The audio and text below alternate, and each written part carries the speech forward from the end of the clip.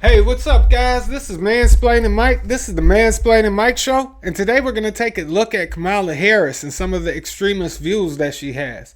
So let's get straight into it with a video of Fox News talking about how extreme this lady really is, and I think you guys will be pretty shocked.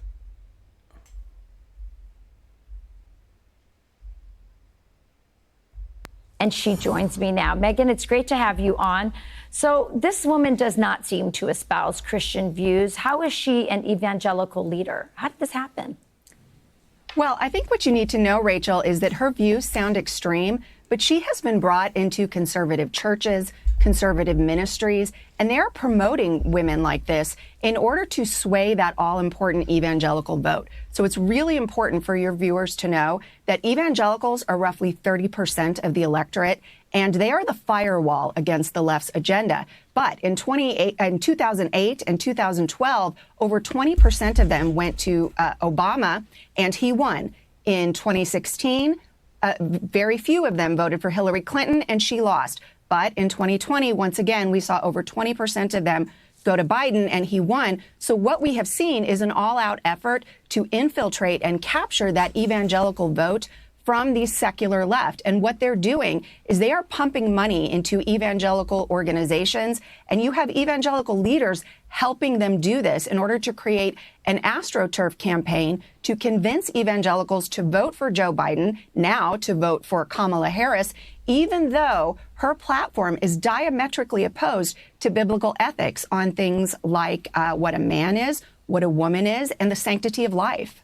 So who's funding this co-option? Okay, so I can give you, right, so I can give you a great example. So one of the key speakers of Evangelicals for Harris is Claude Alexander. He is the chairman of the board of Christianity Today. Obviously, that is a really trusted brand. It's a magazine that was founded by Billy Graham back in 1956. So a lot of Christians know it and they trust it. But in fact, it has gone very far left, and a lot of people don't know that. So Russell Moore, who is the editor-in-chief of Christianity Today, and David French, the New York Times columnist and Kamala Harris voter, they developed a political Bible study funded exclusively by secular left funders like the Rockefeller Foundation and the Hewlett Foundation. And we're talking about organizations that promote abortion and they promote transgender treatments on kids. They helped create and fund this Bible study. It's going into conservative churches and onto conservative college campuses. So Megan, really quick, because I don't have a lot of time, but I think it's really important. How can people who are in the pews recognize this co-option, recognize if these groups have infiltrated their churches? How can they confront their pastors to make sure their pastors haven't been used in this way or trying to use them in that way?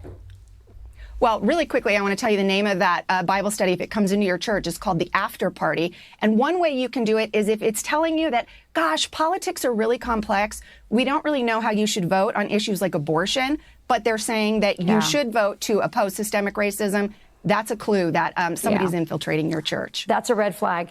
And I want to thank you for writing the book and letting people know they're not crazy for thinking that their churches have been infiltrated by a bunch of secularists, anti-Christians, frankly. So, Megan, congratulations on the book.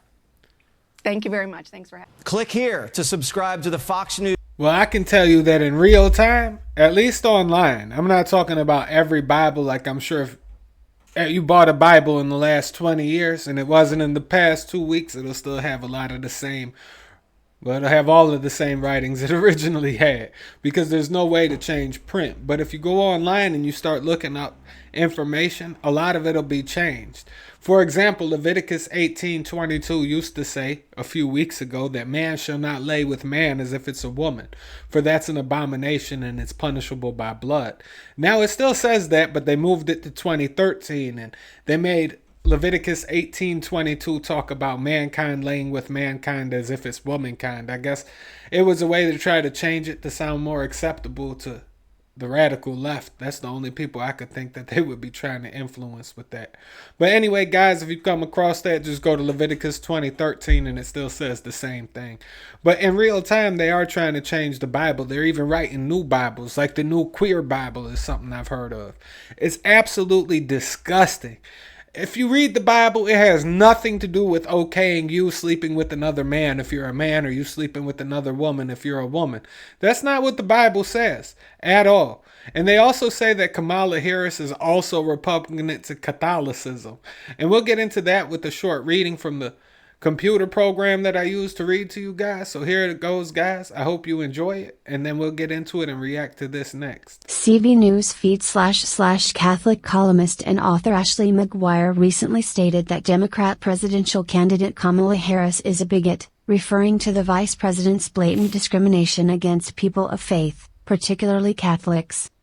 McGuire, a senior fellow at the Catholic Association, laid out Harris' anti-Catholic history in an article for the New York Post, beginning with Harris' 2018 targeting of Brian Boucher, a knight of Columbus who was running to be a federal judge at the time. Then sen. Harris subtly criticized the charitable and fraternal organization for being an all-male society comprised primarily of Catholic men, then not so subtly slammed it for adhering to Boucher's faith's core, or extremist, to use her word, beliefs about life and family, McGuire wrote. She added that Harris arranged for Boucher to be asked if he would resign from the Knights if his position as judge were confirmed in order to avoid any appearance of bias. That's what they call a religious test for office, and it's illegal, McGuire pointed out. McGuire also highlighted the legislation that Harris has sponsored in the past, such as the Do No Harm Act and the Equality Act. The first act would have required healthcare workers or charitable organizations to provide abortions or contraceptives, without exceptions for religious beliefs, while the second would have required faith-based organizations to hire people who oppose their religious values by living in same-sex unions or under transgender lifestyles. The Equality Act would have undone the 1993 Religious Freedom Restoration Act, a broadly bipartisan law that even then Senator Joe Biden supported, which ensures that the government cannot infringe on the religious rights of Americans, McGuire pointed out. Harris also supported the California FACT Act, which would have required crisis pregnancy centers, including the Catholic and Christian sites, to refer women to abortion facilities, going against their religious beliefs. She also wanted faith-based corporations like Hobby Lobby to cover abortion pills in their healthcare plans for employees, once more violating the religious principles and values of the Christian company. Both cases were casualties at the Supreme Court, which stepped in to defend the conscience rights of religious Americans, McGuire wrote, adding, Kamala Harris does not think you can be both a Knight of Columbus and a federal employee. Wow, guys. I mean, that right there, as you can hear for yourself, or you could hear for yourself, it's a violation of our separation of powers here in the United States. The government is supposed to separate themselves from the church. They're not supposed to be able to control what the churches do or say or hire or any of that type of stuff. And I mean, she's so extreme, it's getting to the point where she's lying about her crowd size and getting caught. I mean, right in the midst of the lie, you can see in the reflection on this plane motor that there is no people standing in front of the plane. This is completely photoshopped. So they're trying to make it so that they can lie and say that she won and give you these huge crowd sizes by making it seem like there's crowds coming to see her, and there's not. There's nobody going to see Kamala Harris. Very few people, I would believe. I mean, just think about it. How many people really think that they want their kids to be mutilated in the schools or their body parts chopped off? Or how many people really want us to give all of our money to Israel or the Ukraine? Hardly anybody. Nobody is voting for those policies, guys. I mean, it's time for us all to wake up and realize that a lot of times they're probably not even counting our votes. I can tell just from the way I'm finishing this is going to be a Rumble only. So make sure to tune in on Rumble and keep on tuning in if you see this. I appreciate your guys' time. Make sure to like, comment, and subscribe. Make sure to share it with a friend, especially if you like it. And even do it if you don't like it. Maybe those people will agree with you and tell you that I'm an idiot or something. You guys can talk about what a moron I am. Anyway, guys, this was Mansplaining Mike. This is the Mansplaining Mike Show. Make sure to like, comment, and subscribe, like I said, and I'll catch you guys on the next one.